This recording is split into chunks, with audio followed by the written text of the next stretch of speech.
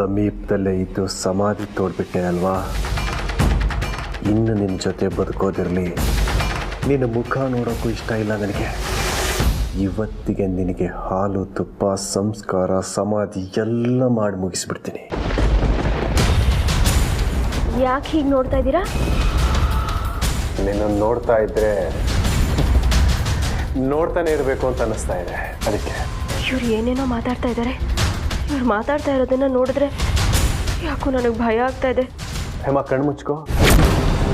ಹಾಂ, ಕಣ್ಣು ಯಾಕೆ? ಏನು ಹೇಮಾ ಹೀಗೆ ಕೇಳ್ತಾ ಇದೀಯಾ? ನಾನೇ ನಿನ್ನನ್ನು ಕೊಲೆ ಮಾಡೋ ಥರ? ನಿನಗೊಂದು ಸರ್ಪ್ರೈಸ್ ಇದೆ, ಕಣ್ಣು ಮುಚ್ಕೋ. ಪರವಾಗಿಲ್ಲ, ಅದೇನು ಹೇಳಿ. ನನಗೆ ನಿನ್ನಲ್ಲಿ ಇಷ್ಟ ಆಗದೆ ಇರೋದು ಒಂದು ನಿನ್ನ ಹಠ, ಇನ್ನೊಂದು ತಾಳಿ ಕಟ್ಟಿರೋ ಗಂಡನಿಗೆ ಸುಳ್ಳು ಹೇಳಿ ಮೋಸ ಮಾಡೋದು. ನಾನು ನಿಮಗೆ ಸುಳ್ಳು ಹೇಳಿ ಮೋಸ ಮಾಡಿದ್ನಾ? ಯಾಕೆ? ಮೋಸ ಮಾಡೇ ಇಲ್ವಾ? ಅಯ್ಯೋ ದೇವ್ರೆ, ನನ್ನ ಹತ್ರ ನಾಗಮಣಿ ಇದ್ದ ವಿಷಯ ಇವ್ರಿಗೆ ಗೊತ್ತಾಗಿರೋ ಥರ ಇದೆ. ಅದಕ್ಕೆ ಈ ರೀತಿ ಮಾತಾಡ್ತಾ ಇದ್ದಾರೆ ಅಂತ ಅನಿಸ್ತಾ ಇದೆ. ನಾನದನ್ನು ತಮಾಷೆಗೆ ಹೇಳಿದ್ದು, ನೀನು ಅದನ್ನು ಸೀರಿಯಸ್ ಆಗಿ ತಗೊಂಬಿಟ್ಯಾ? ಹಾಗೇನೂ ಇಲ್ಲ. ಅಪರೂಪಕ್ಕೆ ನನ್ನ ಕಡೆಯಿಂದ ನಿನಗೊಂದು ಗಿಫ್ಟ್ ಇದೆ, ಅದಕ್ಕೆ ಹೇಳಿದೆ ಕಣ್ಣು ಮುಚ್ಕೋ ಅಂತ.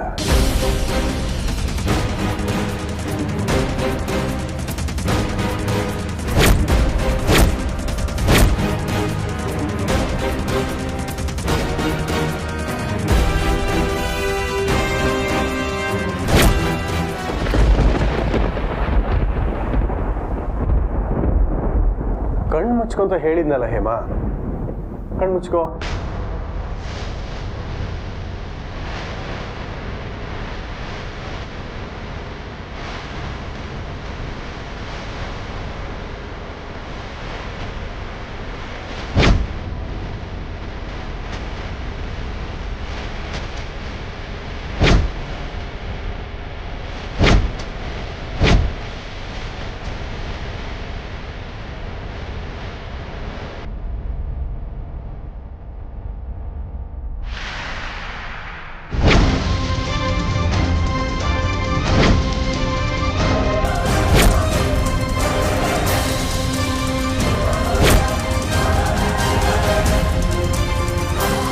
ಹೇಮಾ, ಈಗ ಕಾಣ್ತಿರೋದು ನೋಡು.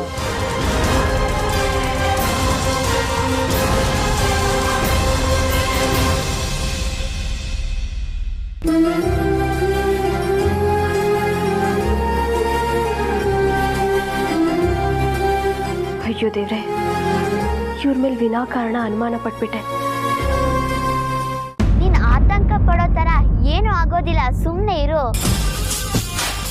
ಇನ್ನೇನ್ ನೀನ್ ತಾಳಿ ತಗೊಂಡು ನಿನ್ ಕಣ್ಮುಂದೆ ಪ್ರತ್ಯಕ್ಷ ಆಗ್ತಾರೆ, ನೋಡ್ತಾ ಇರು. ಮಲ್ಲಿ, ನೀನು ಹೇಳೋ ಮಾತಿಂದ ನನಗೆ ಸಮಾಧಾನ ಏನೋ ಸಿಗ್ತಾ ಇದೆ. ಇನ್ನು ಸ್ವಲ್ಪ ಹೊತ್ತಲ್ಲಿ ಸಂತೋಷನೂ ಆಗುತ್ತೆ, ಸಮಾಧಾನನೂ ಆಗುತ್ತೆ. ಇನ್ನೇನು ಅರ್ಜುನ್ ಬಾವ ನಿನ್ ತಾಳಿ ಸಮೇತ ಬರ್ತಾರೆ. ಅಕ್ಕ, ನಾನು ನಿನ್ಗೊಂದು ವಿಷಯ ಹೇಳ. ಹೇಳು. ನಿನ್ ಮನ್ಸಿನಲ್ಲಿ ಏನೇನು ಆಸೆ ಇದೆಯೋ ಅದೆಲ್ಲ ಕೈಗೂಡುತ್ತೆ. ನನ್ನ ಮನ್ಸಲ್ಲಿ ಏನಿದೆ? ನೀನು ಅರ್ಜುನ್ ಬಾವ ನೀವಿಬ್ರು ನಿಮ್ ಲೋಕಕ್ಕೆ ಹೋಗೋದು.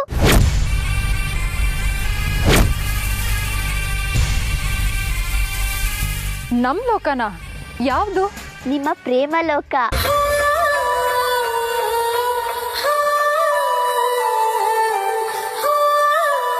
ಇಷ್ಟು ಮಾತಾಡೋ ನಿನ್ನನ್ನ ಮದುವೆ ಆಗೋನು ಅದು ಎಲ್ಲಿದನೋ ಏನೋ. ನನಗೆ ಮದ್ವೆ ಅನ್ನೋದೇ ಈ ವಯಸ್ಸಲ್ಲಿ ಎಲ್ಲರೂ ಹೀಗೆ ಹೇಳೋದು.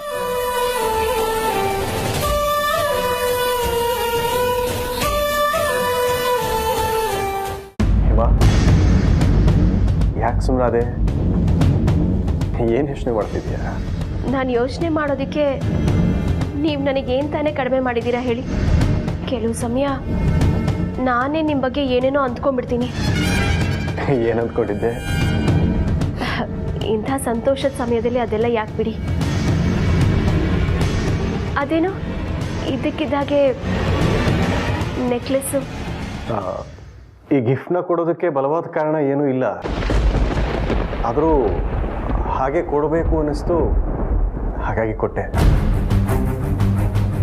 ಹೇಮಾ, ನನ್ನ ಕ್ಷಮಿಸ್ಬಿಡು. ಇದ್ದಕ್ಕಿದ್ದ ಹಾಗೆ ಸಾರಿ ಯಾಕೆ ಕೇಳ್ತಾ ಇದ್ದೀರಾ?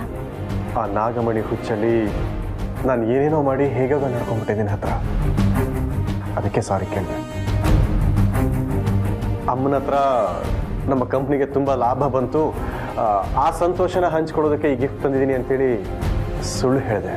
ಆದರೆ ನಿನ್ನ ಮನಸ್ಸಿಗಾಗಿರೋ ನೋವು ಕಡಿಮೆಯಾಗಿ ಮನಸ್ಸಿಗೆ ಖುಷಿಯಾಗಲಿ ಅಂತೇಳಿ ಈ ಉಡುಗೊರೆನ ತಂದೆ. ನಿನ್ನ ಮನಸ್ಸಿಗೇನಾದ್ರು ನನ್ನಿಂದ ನೋವಾಗಿದ್ರೆ ನನ್ನನ್ನು ಕ್ಷಮಿಸ್ಬಿಡು. ನಿಮ್ಮಿಂದ ನನಗೇನು ನೋವಾಗಿಲ್ಲ ರೀ. ಆದರೆ ನೀವು ಇದ್ದಕ್ಕಿದ್ದ ಹಾಗೆ ಇಷ್ಟು ಬೇಗ ಬದಲಾಗ್ಬಿಟ್ರಲ್ಲ, ನಂಗೆ ಅದೇ ಸಂತೋಷ.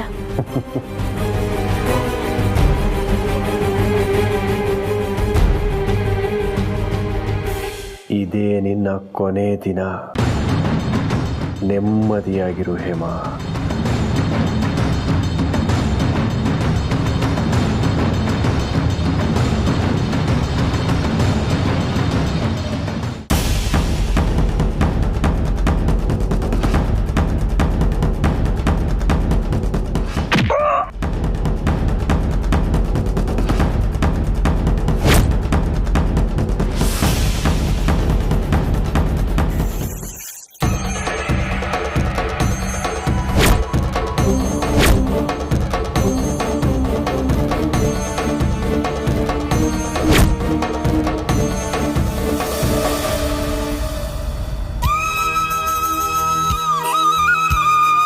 ಅತ್ತೆಮ್ಮ, ನಂಗೆ ಇವತ್ತು ತುಂಬ ಖುಷಿ ಆಗ್ತಾ ಇದೆ. ಇಲ್ಲಿ ನೋಡಿ.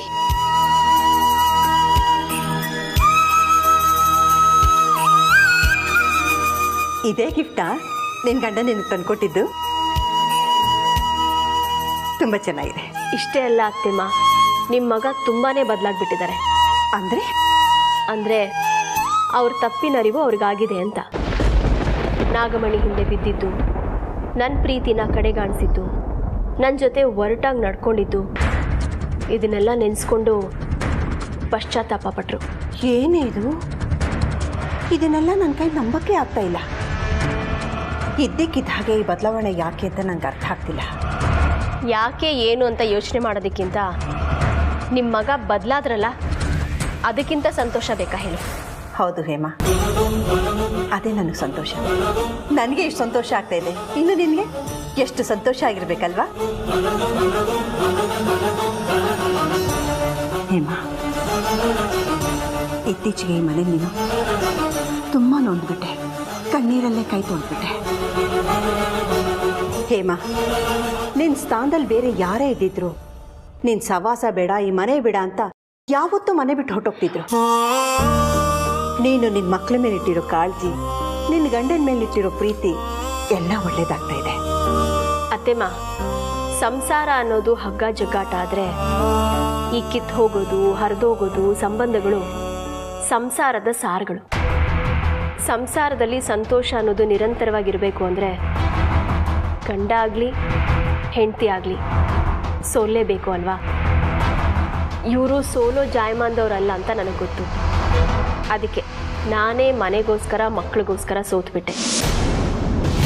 ಅತ್ತೆಮ್ಮ, ಹೆಣ್ಣಿಗೆ ಹಠ ಛಲ ಅನ್ನೋದು ಮುಖ್ಯ ಅಲ್ಲ, ಸಹನೆ ಸಂಯಮನೇ ಮುಖ್ಯ ಅಂತ ನೀವು ನಮ್ಮಮ್ಮ ಹೇಳ್ಕೊಟ್ಟಿದ್ದೀರಾ. ನಾನು ಅದೇ ರೀತಿ ನಡ್ಕೊಂಡೆ. ಈಗ ನೋಡಿ, ಅವರೇ ಬದಲಾಗಿದ್ದಾರೆ. ಅದಕ್ಕಿಂತ ನಂಗೆ ಇನ್ನೇನು ಬೇಕು ಹೇಳಿ? ನಿನ್ನಂಥ ಹೆಣ್ಣಿರೋ ಮನೆ ಯಾವಾಗಲೂ ಸಂತೋಷವಾಗಿರುತ್ತೆ. ನಮ್ಮ ವಿಷ್ಣು ಬದಲಾದ, ನಮ್ಮ ರುದ್ರ ಯಾವಾಗ ಬದಲಾಗ್ತಾನೋ ಏನೋ. ಅತ್ತೆಮ್ಮ, ಇವ್ರ ತಪ್ಪಿನರಿವು ಇವ್ರಿಗಾಗಿದೆ, ಅವನಿಗಾಗದೇ ಇರುತ್ತಾ?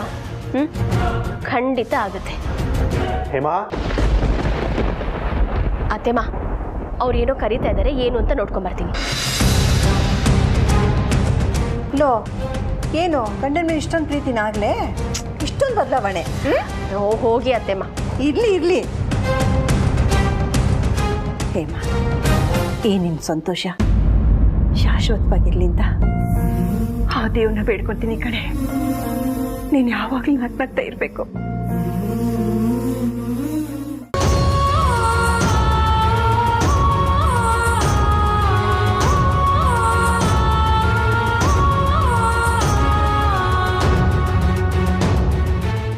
ಯಾಕಕ್ಕ ಇಷ್ಟೊಂದು ಚಟ್ಪಡಿಸ್ತಾ ಇದೀಯಾ?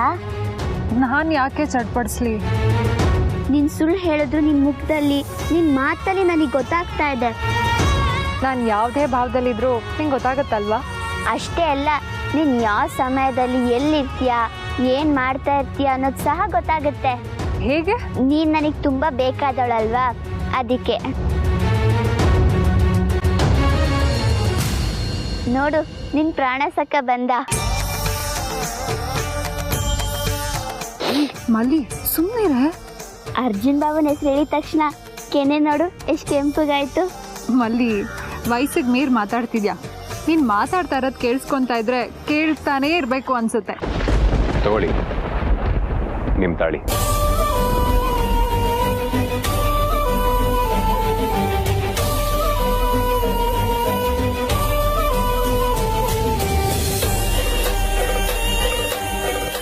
ಅಕ್ಕ ಏನ್ ಮಾಡ್ತಾ ಇದ್ದೀರಾ? ತಾಳಿ ಹಾಕೋತಾ ಇದ್ದೀನಿ. ತಾಳಿ ಒಂದ್ಸಲ ಕತ್ತಿಂದ ಜಾರ್ ಬಿದ್ರೆ ಗಂಡನೇ ಹೆಂಡತಿ ಕುತ್ತಿಗೆ ತಾಳಿ ಕಟ್ಬೇಕು.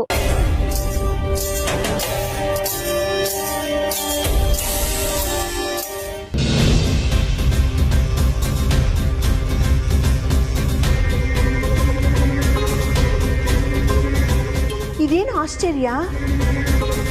ಏನಮ್ಮ? ಅಂದ್ರೆ ಎಲ್ಲೂ ಹೊರಗಡೆ ಹೋಗ್ದಲ್ಲೇ ಮನೇಲೆ ಕೂತಿದ್ಯಾ?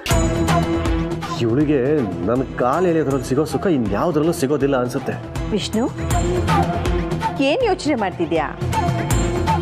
ನೀನು ಹೇಳಿದ್ದಲ್ಲ ಅದ್ರ ಬಗ್ಗೆನೇ ಯೋಚನೆ ಮಾಡ್ತಾ ಇದ್ದೆ. ನಾನೇನು ಹೇಳಿದೆ? 60 ವರ್ಷಕ್ಕೆ ಅರಳೋ ಮರಳೋ ಅಂತ ಹೇಳೋದು ಇದಕ್ಕೆ. ನಿನ್ನ ಹೆಂಡ್ತಿನ ಹೊರಗಡೆ ಎಲ್ಲಾದ್ರೂ ಕರ್ಕೊಂಡು ಹೋಗಿ ಸುತ್ತಾಡಿಸ್ಕೊಳ್ಮ ಅಂತ ನೀನೇ ಹೇಳಿದ್ಯಲ್ಲ, ಇಷ್ಟು ಬೇಗ ಮರ್ತ್ಬಿಟ್ಟಿಯಾ? ಹೌದಲ್ವಾ? ಅಯ್ಯೋ, ನಾನು ಮರ್ತೇ ಬಿಟ್ಟೆ ನೋಡು. ಹೇಮ ಒಳಗೆ ರೆಡಿ ಆಗ್ತಾ ಇದ್ದಾಳೆ, ಅವಳು ಬರಲಿ ಅಂತ ಕಾಯ್ತಾ ಇದ್ದೀನಿ.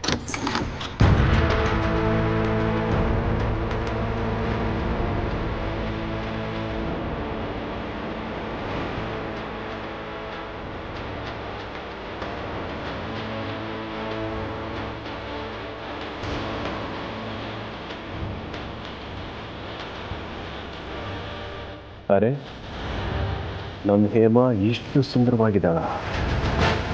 ಯಾಕೋ ಇದನ್ನ ನನ್ನ ಕೈಲೇ ನಂಬಕ್ಕಾಗ್ತಾ ಇಲ್ವಲ್ಲ. ಏ ವಿಷ್ಣು, ಯಾಕೋ ಒಳ್ಳೆ ಕಲ್ಲಿನ ಥರ ನಿಂತ್ಬಿಟ್ಟೆ? ಇವಳು ನಿಜವಾಗಿಯೂ ನಿನ್ನ ಸೊಸೆನೋ ಅಥವಾ ಅಪ್ಸರೇನೋ ಅಂತ ಅನುಮಾನ ಬಂತು, ಅದಕ್ಕೆ ಹೀಗೆ ನಿಂತೆ.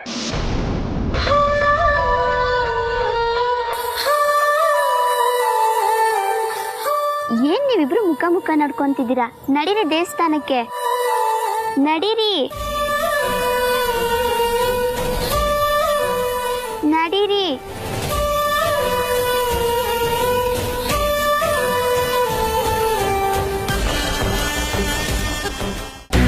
ಮದುವೆ ಆಗಿ ಇಷ್ಟು ವರ್ಷದ ಮೇಲೆ ನಿನಗಿಂತ ಅನುಮಾನ ಬಂದಿದೆ ಅಂದಮೇಲೆ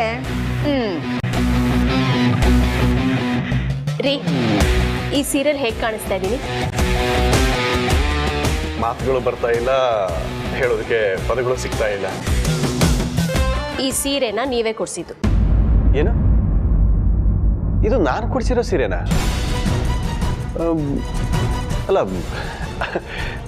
ಯಾವಾಗ ಕೊಡಿಸಿದ್ದು ಅಂತೇಳಿ ನನಗೆ ನೆನಪಿಗೆ ಬರ್ತಾ ಇಲ್ಲ. ನೀವು ಯಾವಾಗಲೂ ಹೀಗೆ ಎಲ್ಲ ಮರ್ತು ಹೋಗ್ತೀರಾ. ಯಾವಾಗ ಕೊಡಿಸಿದ್ದು ಹೇಳಿ ನೋಡೋಣ. ಯಾವಾಗ ಕೊಡಿಸಿದ್ದು? ನಮ್ಮ ಮೊದಲನೇ ವೆಡ್ಡಿಂಗ್ ಆ್ಯನಿವರ್ಸರಿಗೆ. ಓ ಅಲ್ಲ, ಹತ್ತತ್ರ 25 ವರ್ಷಗಳಾಗ್ತಾ ಬಂತು. ಈಗಲೂ ಇಷ್ಟು ಚೆನ್ನಾಗಿ ಇಟ್ಕೊಂಡಿದ್ಯಾ ಅಂತಾರೆ ನನ್ನಿಂದ ನಂಬಕ್ಕೆ ಆಗ್ತಾ ಇಲ್ಲ. ಏ ದಡ್ಡ, ನಂಬದಿಕ್ಕಾಗೋದಿಲ್ಲ ಅಂತ ಹೇಳೋದಲ್ಲ, ಇವಳು ನಿನ್ನ ಮೇಲೆ ಎಷ್ಟು ಪ್ರೀತಿ ಇಟ್ಕೊಂಡಿದ್ದಾಳೆ ಅಂತ ತಿಳ್ಕೊ. ಇವಳು ಪ್ರೀತಿನ ನನ್ನ ಮನಸ್ಸಿನಲ್ಲಿ ಇಟ್ಕೊಂಡಿರೋದಕ್ಕೆ ತಾನೇ ಇವತ್ತು ಇವಳನ್ನ ನಾನು ಹೊರಗಡೆ ಕರ್ಕೊಂಡು ಹೋಗ್ತಾ ಇರೋದು.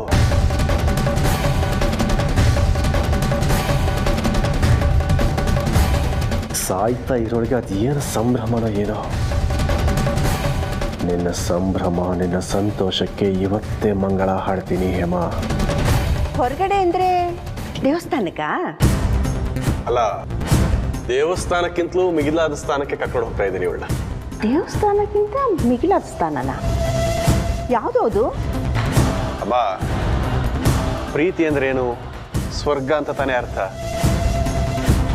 ಆ ಸ್ವರ್ಗನೇ ತೋರಿಸೋದಕ್ಕೆ ಇವತ್ತು ನಿನ್ನ ಸೊಸೆನ ಕರ್ಕೊಂಡು ಹೋಗ್ತಾ ಇದ್ದೀನಿ.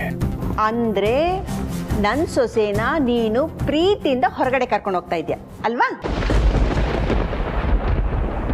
ಹೌದಮ್ಮ.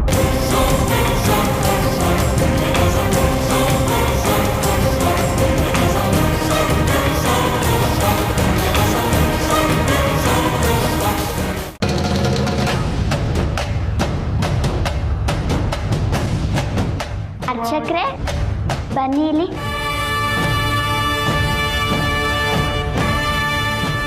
ಹೇಳಮ್ಮ. ಈ ತಾಳಿನ ದೇವ್ರ ಹತ್ರ ಇಟ್ಟು ಪೂಜೆ ಮಾಡ್ಕೊಡ್ತೀರಾ? ಆಯ್ತಮ್ಮ.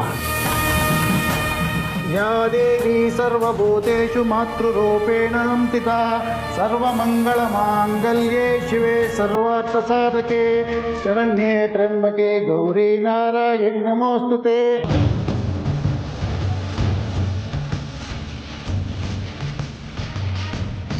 ಮಾಂಗಲ್ಯ ಮಹಾಲಕ್ಷ್ಮಿಯೈ ನಮಃ.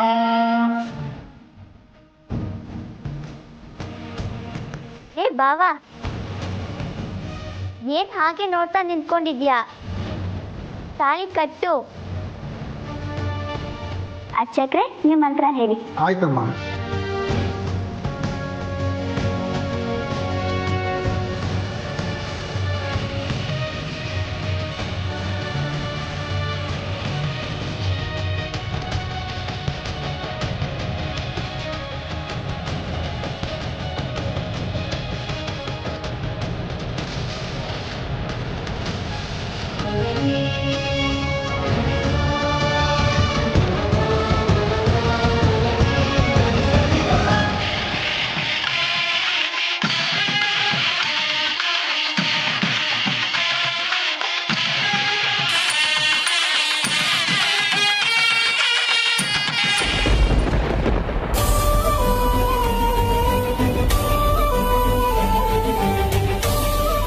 ಅಂತೂ ಜೀವನದಲ್ಲಿ ಮೂರ್ ಸಲ ಮದ್ವೆ ಆಗ್ಬಿಟ್ರಿ.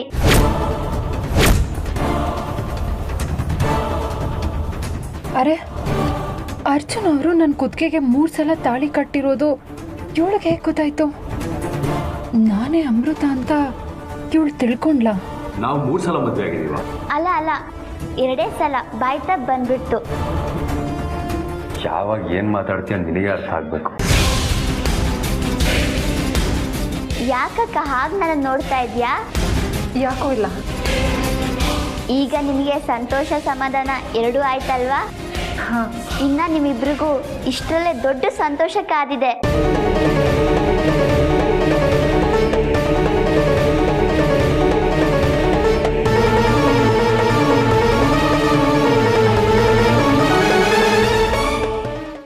ನೋಡಿ ವಿಷ್ಣು, ಹಿಂದೆ ನೀನು ಹೇಗಿದ್ದೆ ಅನ್ನೋದು ಮುಖ್ಯ ಅಲ್ಲ, ಮುಂದೆ ನೀನು ಹೇಗಿರ್ತೀಯ ಅನ್ನೋದು ಮುಖ್ಯ. ಹೀಗೆ ಹೇಳ್ತೀನಿ ಅಂತ ತಪ್ಪು ತಿಳ್ಕೊಬೇಡ. ನೀನು ದುರ್ಬುದ್ಧಿಗಳನ್ನೆಲ್ಲ ಬಿಟ್ಟು ಮುಂದೆ ಒಳ್ಳೆಯನಾಗಿರು. ತಾಯಿಗೆ ತಕ್ಕ ಮಗ ಆಗ್ತಿದ್ರು ಹೆಂಡತಿಗೆ ತಕ್ಕ ಗಂಡನಾಗಿದ್ರೆ ಸಾಕು. ಅಮ್ಮ, ಅವಳಿಗೆ ನನ್ನ ಮೇಲೆ ಎಷ್ಟು ಪ್ರೀತಿ ವಿಶ್ವಾಸ ಇದೆಯೋ ನಾನು ಕೂಡ ಅವಳ ಹತ್ರ ಹಾಗೆ ನಡ್ಕೊಳ್ತೀನಿ. ನೀನು ಏನು ಹೇಳ್ತಿದ್ದೆ ನಂಗೆ ಅರ್ಥ ಆಗ್ತಿಲ್ಲ. ಅವಳ ಪ್ರೀತಿ ನಿರ್ಮಲವಾಗಿದೆ ಅಂತ ನೀನು ನಂಬ್ತೀಯ? ಹೌದು. ಇವಳು ಪ್ರೀತಿ ನಿರ್ಮಲವಾಗಿ ನಿಷ್ಕಲ್ಮಶವಾಗಿದೆ ಅನ್ನೋದಾದ್ರೆ ನಾನು ಸಹ ಇವಳನ್ನ ನಿರ್ಮಲವಾಗಿ ನಿಷ್ಕಲ್ಮಶವಾಗಿ ಪ್ರೀತಿಸ್ತೀನಿ ಅಂತ ಹೇಳೋಕೆ ಬಂದೆ. ನಿನ್ನ ಮಾತಂತೂ ನನಗೆ ಅರ್ಥನೇ ಆಗ್ತಿಲ್ಲ ಕಣ. ಅತ್ತೆಮ್ಮ, ನಾನು ಇವರನ್ನ ಎಷ್ಟು ಪ್ರೀತಿಸ್ತಾ ಇದ್ದೀನೋ ಇವರು ಕೂಡ ನನ್ನನ್ನು ಅಷ್ಟೇ ಪ್ರೀತಿಸ್ತಾ ಇದ್ದಾರೆ ಅನ್ನೋದೇ ಇವ್ರ ಮಾತಿನ ಅರ್ಥ. ಓಹೋ, ಹಾಗಾ? ಅಂದರೆ ಅವನ ಮನಸ್ಸು ನಿನ್ಗೆ ಅರ್ಥ ಆಗಿದೆ, ನಿನ್ನ ಮನಸ್ಸು ಅವನಿಗೆ ಅರ್ಥ ಆಗಿದೆ. ನನಗಿಷ್ಟು ಸಾಕು ಬಿಡು. ರೀ, ಹೊರಡೋಣವಾ? ಹೋಗೋದಕ್ಕೆ ಏನು ಖುಷಿ ಹೇಮ ನಿನಗೆ? ಇರೋದಿಲ್ವಾ ಮತ್ತೆ? ಎಷ್ಟೋ ವರ್ಷಗಳಾದ್ಮೇಲೆ ನಿಮ್ಮ ಜೊತೆ ಆಚೆ ಹೋಗ್ತಾ ಇದ್ದೀನಿ. ಅತ್ತೆಮ್ಮ, ಹೋಗಿ ಬರ್ತೀನಿ. ಹೋಗಿ ಬನ್ನಿ.